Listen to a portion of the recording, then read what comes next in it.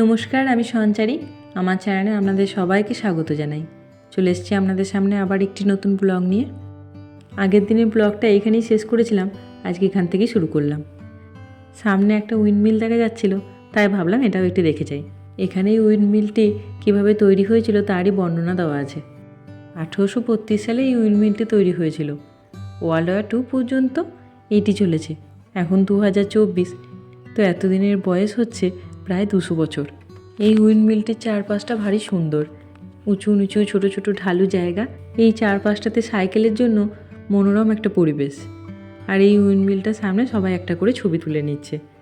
কত পুরনো একটা জিনিস, এত সুন্দরভাবে মেনটেন করে রেখেছে বলুন। এখন এই উইন্ডমিলটা যদিও কোনো কাজে লাগে না, কিন্তু এত সুন্দর মেনটেন করাতে এই উইন্ডমিলটা চারপাশের জায়গার সৌন্দর্যটাকে যেন ধরে রেখেছে।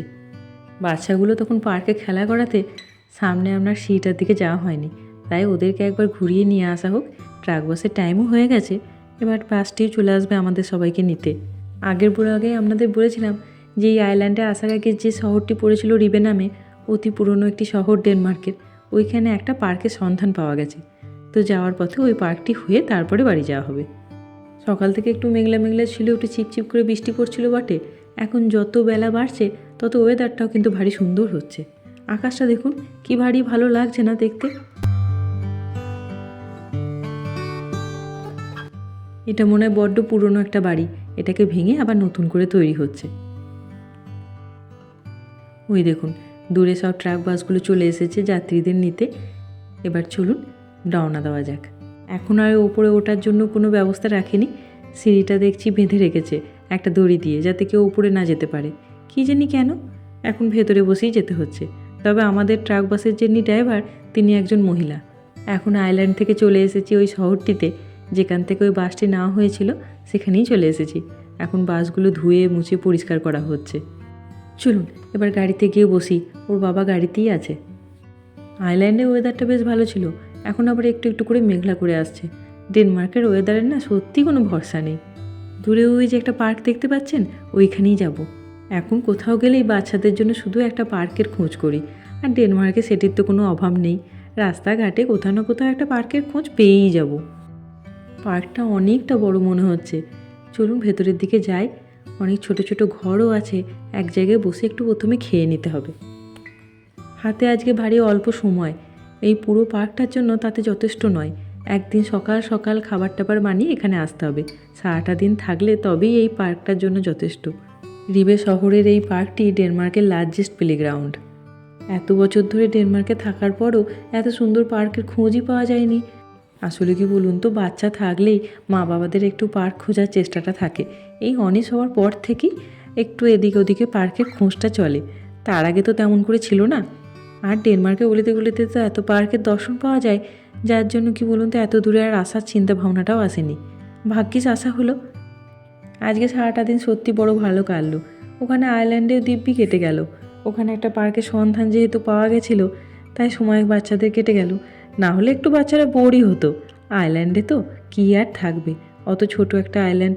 কিন্তু দিনের শেষে এত সুন্দর একটা পার্কের সন্ধান পাওয়াতে আরও বেশি ভালো লাগলো। আর এদিকে আমার বন্ধুরাও সব বাচ্চাদের মতোই হয়ে গেছে। চলুন আমিও একটু যোগ দিই ওদের দলে। এই জিপ লাইনটা বাচ্চারা ভীষণ ভালোবাসে, কিন্তু এবার ভাবছি আমরাও একবার করে ট্রাই করে দেখি। প্রথমেই বন্ধুটা গেছে, ওর ভারী ভয় লাগছে। এরকম পার্কে এলে আমরাও বাচ্চাদের মতো হয়ে উঠি। বাচ্চারাও একদিকে নিজের মতো করে আনন্দ করে, আমরাও একদিকে নতুন নতুন জিনিস ট্রাই করি। ছোটোবেলায় তো আর আমরা এরকম পার্ক পাইনি। তখন মায়ের একটা কাপড়, ঠাকুমার একটা কাপড় নিয়ে এদিক ওদিক বেঁধে একটু দোলনা বানিয়ে দোলনা খেতাম। বন্ধুটি তো ভয়েই অস্থির, তাই আমি এদিকে একবার এলাম ট্রাই করতে।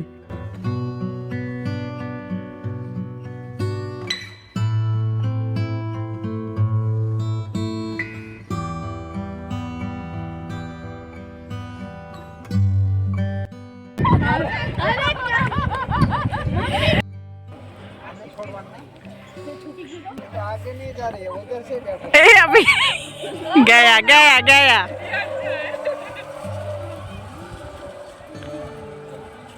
যাক, একবার ভয় কেটেছে মানে এবার এখানে কন্টিনিউ করা যাবে।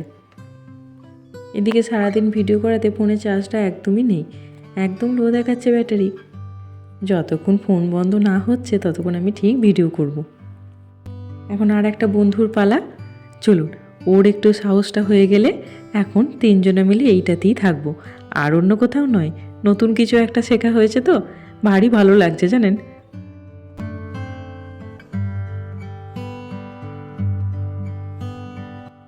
শেষে কয়েক ঘন্টা এই পার্কটাতে কী আনন্দ যে করলাম কি বলবো, ভারী মজা হলো। কিন্তু ফোনে আর বেশিক্ষণ চার্জ নেই, তাই আপনাদের সঙ্গে আর বেশিক্ষণ কথা বলবো না, একবারে বাড়িতে গিয়ে দেখা হবে। বাড়ির দিকে আসার পথে একটা রেস্টুরেন্টে গেছিলাম, সবাই মিলেই গেছিলাম, সেইখানে খাওয়া দাওয়া করে বাড়ি ফিরলাম। ভাবলাম বাড়িতে একটা তরমুজ এনে রাখা আছে, এইটা কাটি, সবাই মিলে একটু খাওয়া যাবে।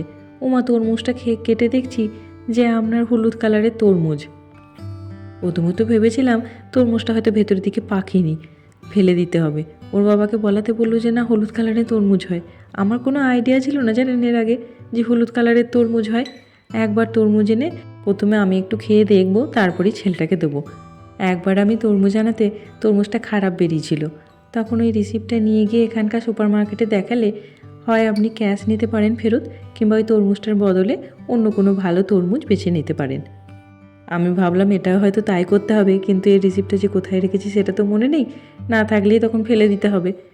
যাক, এটা ভালোই বেরিয়েছে, আর আজকে একটা অন্য রকমের তরমুজ খাওয়া হচ্ছে। সত্যি এখনও পর্যন্ত আমার অবাকই লাগছে জানেন। আপনারা যদি কেউ জেনে থাকেন যে হলুদ রঙের তরমুজ হয়, তাহলে প্লিজ জানাবেন।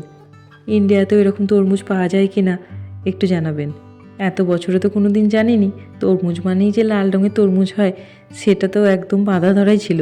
দূর থেকে দেখে মনে হচ্ছে যেন আনারস কাটছি, তবে ভারী মিষ্টি জানেন। লাল রঙের তরমুজগুলো যেমন মিষ্টি হয়, এটা ঠিক তেমনই মিষ্টি। আর ওই যে তরমুজের ভক্ত, ওর ধৈর্যটি আর ধরে না, তার উপরে অন্য কালারের একটা দেখেছে, বাস।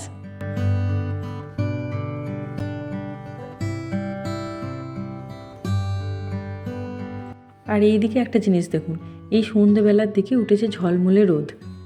সারাটা দিন মেঘলা বৃষ্টি এত কাণ্ড ঘটিয়ে এখন ওয়েদারটাতে একবার তাকিয়ে দেখুন। এই সন্ধ্যেবেলায় এখন মানুষজন কোথায় যাবে বলুন তো ঘুরতে। চলুন, ব্লগটি তাহলে আজকে এখানেই শেষ করি। ব্লগটি যদি ভালো লাগে তাহলে লাইক করবেন, শেয়ার করবেন, কমেন্ট করে অবশ্যই আমাকে জানাবেন কেমন লাগলো আপনাদের এই ব্লগটি। আমার ব্লগগুলো যদি আপনাদের ভালো লাগে তাহলে প্লিজ চ্যানেলটিকে সাবস্ক্রাইব করে দেবেন। ভালো থাকবেন, সুস্থ থাকবেন, দেখা হবে সামনে এরকম একটি ব্লগে। ধন্যবাদ।